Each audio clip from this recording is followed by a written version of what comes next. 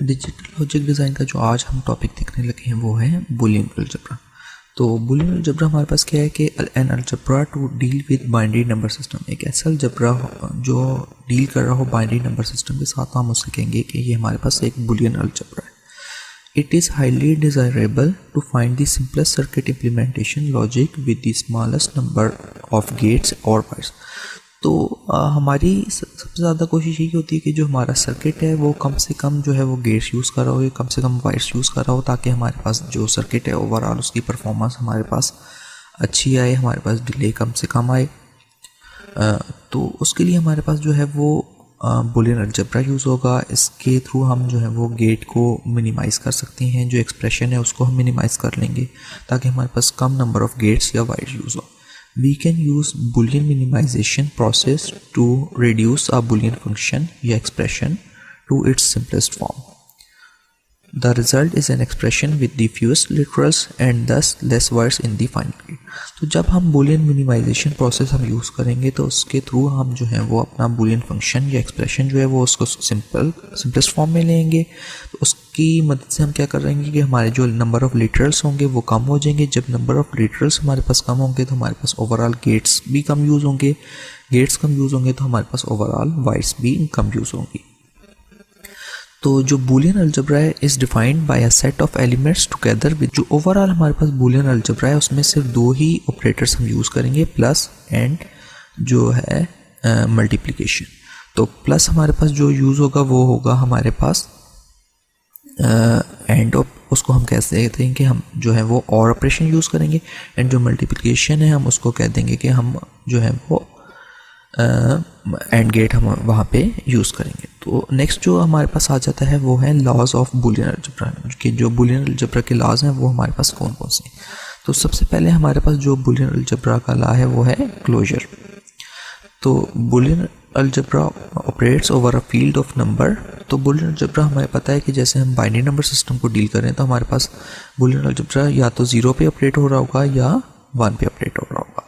तो जो भी हमारे पास लॉ होगा वो दो, क्योंकि जैसे हमने कि अभी पहले कहा है कि जो हमारे पास बूलियन अलजेब्रा है वो दो चीज़ों पे बेस कर रहा है, या तो एडिशन या मल्टीप्लिकेशन। तो हमारे पास जो भी लॉ होगा वो भी दो चीज़ों पे ही डिपेंड कर रहा होगा। एक हमारे लिए हमारे पास एडिशन का लॉ होगा और एक हमारे पास उसके अंदर फर्दर ऑनवर्ड्स मल्टीप्लिकेशन का लॉ होगा। तो क्लोजर प्रॉपर्टी में क्या है कि अगर हम क्लोजर प्रॉपर्टी देखें और एक्स वाई जो हमारे पास इनपुट्स हैं वो हम कह रहे हैं कि इन बी एक्स वाई, क्योंकि बी हम इसलिए कह रहे हैं क्योंकि हमारे पास जो इनपुट्स हैं उसके भी दो ही पॉसिबल कम्बिनेशंस है, या तो 0 होगी या 1 होगी। तो हमारे पास एक्स एडिशन के लिए क्या लाभ बन जाएगा, एक्स प्लस वाई जो हमारे पास होगा वो भी बी में ही होगा, क्योंकि जब हम दो नंबर को ऐड करेंगे तो वो भी हमारे पास या तो 0 आंसर आएगा या हमारे पास 1 आंसर आएगा। और सेम इसी तरह एक्स डॉट वाई भी हमारे पास होगा बी के अंदर, क्योंकि मल्टीप्लिकेशन भी हम करें तो हमारे पास जो आंसर आएगा वो या तो 0 आएगा या हमारे पास 1 आएगा। नेक्स्ट जो है वो हमारे पास आ जाता है आइडेंटिटी। तो आइडेंटिटी सबसे पहले विद रिस्पेक्ट टू हम एडिशन अगर देखें तो हमारे पास 0 plus x is equal to x. तो अगर 0 में कोई नंबर हम ऐड करें तो वो नंबर ऑटोमेटिकली वही रहता है, कोई उस पर इफेक्ट नहीं पड़ता। नेक्स्ट हमारे पास जो है विद रिस्पेक्ट टू अगर मल्टीप्लिकेशन हम जो है वो देखें तो 1 डॉट एक्स, अगर किसी भी इनपुट को या किसी भी चीज़ को हम 1 से मल्टीप्लाई करें तो इटसेल्फ वही चीज़ रहती है। तो ये दो हमने आइडेंटिटी के लॉस देख लिए। प्लस के लिए हमने 0 ऐड करना है एंड मल्टीप्लिकेशन के लिए हमने 1 ऐड करना है, ताकि हमारे पास जो इनपुट है वो एज इट इज़ वही रहे हमारे पास। नेक्स्ट हमारे पास आ जाता है कम्यूटेटिव। इसमें सबसे पहले विद रिस्पेक्ट टू एडिशन हम देख लेंगे and then with respect to multiplication हम देख लेंगे। तो जो एडिशन है उसके लिए हमारे पास क्या है कि अगर हम x प्लस वाई करें या y प्लस एक्स करें तो दोनों केसेस में हमारे पास आंसर सेम ही जनरेट होगा। तो अगर हम फर्स्ट केस में इनपुट 1 हमारी x है एंड इनपुट 2 हमारी y है, इज इक्वल टू हमने किया कि अगर फर्स्ट इनपुट हमारी y बन जाए या सेकंड इनपुट हमारी x बन जाए तो इन दोनों को जब हम ऐड करेंगे तो हमारे पास आंसर सेम ही जनरेट होगा, क्योंकि दोनों ने और ऑपरेशन परफॉर्म करना है। तो और ऑपरेशन परफॉर्म करने के लिए x अगर हमारे पास पहले आ जाए या x बाद में आ जाए या y पहले आ जाए या y बाद में आ जाए तो दोनों केसेस में हमारे पास आउटपुट जो है वो सेम रहेगी, हमारे पास आउटपुट पे कोई भी इफेक्ट नहीं पड़ेगा।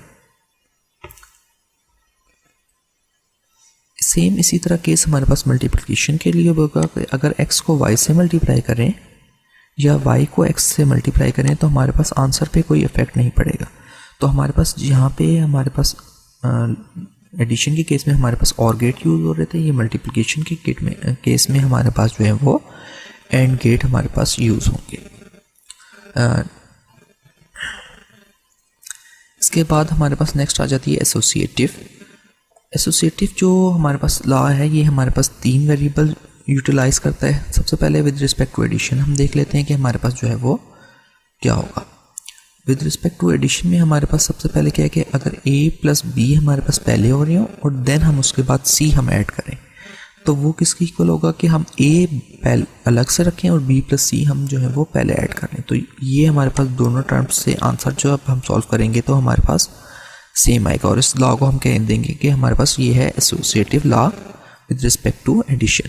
तो a प्लस बी हमारे पास पहले ऐड हो रहा है तो उसका मतलब है पहले हम और गेट लगा लेंगे और इनकी जो आंसर आ रहा है वो हमारे पास ऐड हो रहा है c के साथ। तो दोनों इधर से आंसर हमारे पास जनरेट हो जाएगा f is equal to a plus b and then plus होगा हमारे पास वो c के साथ। इसी तरह जो राइट हैंड साइड की इक्वेशन है वो ये है कि b प्लस c हमारे पास पहले ऐड हो रहा है और देन वो हमारे पास a के साथ ऐड हो रहा है। तो इन दोनों केस में हमारे पास सेम आंसर ही जनरेट होगा। सेम ये case with respect to multiplication भी आ जाएगा हमारे पास कि मल्टीप्लिकेशन के हिसाब से ये प्रॉपर्टी का जो लॉ है वो कैसे ट्रीट हो रहा होगा। तो हमारे पास प्लस की जगह हम जो है वो मल्टीप्लाई यूज़ कर लेंगे, a multiply with b and c और a b multiply with c। पहले केस में हम b एंड c अलग से पहले मल्टीप्लाई कर लेंगे देन उनको मल्टीप्लाई कर लेंगे a के साथ। तो हमारे पास a देन ब्रैकेट में bc, यहाँ से ये एक्सप्रेशन जनरेट होकर आ जाएगी। और इसी तरह ए बी नेक्स्ट केस में हम जो है वो नेक्स्ट राइट साइड के लिए हम ए बी पहले मल्टीप्लाई कर लेंगे देन इसको मल्टीप्लाई कर लेंगे हम सी के साथ। तो यहाँ से हमारे पास जो एक्सप्रेशन बन जाएगी वो A B then multiply with C. तो दोनों एक्सप्रेशन लेफ्ट हैंड साइड की हम बनाएं या राइट हैंड साइड की हम बनाएं तो दोनों से आंसर हमारे पास सेम जनरेट होके आएगा। इसके बाद हमारे पास डिस्ट्रीब्यूटिव लॉ आ जाता है। Distributive law with respect to addition हमारे पास किस तरह के plus is distributed over multiply. ये हमारे पास एक लाइन लिखी हुई है कि इस लाइन को हम समझते हैं कि सबसे पहले क्या है। तो a प्लस हमारे पास है b डॉट c, तो प्लस हमारे पास डिस्ट्रीब्यूट हो रहा है मल्टीप्लिकेशन में। तो जब हम इस एक्सप्रेशन को अगर ओपन करके लिखें तो a प्लस b हो जाएगा हमारे पास, क्योंकि b एंड c दोनों ने a से के साथ जो है वो प्लस होना है और बीच में हमारे पास मल्टीप्लाई का साइन आ जाएगा और देन दोनों ये जो एक्सप्रेशन है हमारे पास यहाँ पे हमारे पास मल्टीप्लाई हो रही होंगी। तो इसको अगर हम एक्सपेंड करके लिखें तो हमारे पास दोनों साइड से जो है वो आंसर सेम ही जनरेट हो जाएगा। सेम इसी तरह इसका भी यहाँ पे हम सर्किट बन जाएगा हमारे पास लेफ्ट हैंड साइड का भी एंड देन ये राइट हैंड साइड का भी। सेम ये केस विद रिस्पेक्ट टू हमारे पास मल्टीप्लिकेशन क्या है कि जो हमारे पास मल्टीप्लिकेशन है वो इस डिस्ट्रीब्यूटिव ओवर प्लस, जो हमारे पास मल्टीप्लिकेशन है वो डिस्ट्रीब्यूट हो रही होगी प्लस पे। तो a डॉट ब्रैकेट में b प्लस सी, तो ये किसके इक्वल है a b plus a c। तो इसका लिए भी हम left hand side and right hand side के लिए सर्किट बना लेंगे तो ये हमारे पास जो है वो डिस्ट्रीब्यूटिव लॉ हो जाएगा। लास्ट जो लॉ हमारे पास आ रहा है वो है कॉम्प्लीमेंट। कॉम्प्लीमेंट में विद रिस्पेक्ट टू एडिशन क्या है कि x में x प्लस एक्स बार अगर हम ये ऐड करेंगे तो हमारे पास आंसर क्या आ जाएगा 1। और विद रिस्पेक्ट टू मल्टीप्लिकेशन क्या है कि x डॉट एक्स बार अगर हम करेंगे तो हमारे पास आंसर क्या आ जाएगा 0। तो ये हमारे पास जो थे वो कुछ लॉस थे बुलियन अलजेब्रा के जो हम फर्दर आगे यूज़ करेंगे। अगर आपको कोई भी क्वेश्चन वगैरह हो तो आप कमेंट सेक्शन में ड्रॉप कर सकते हैं। Thank you.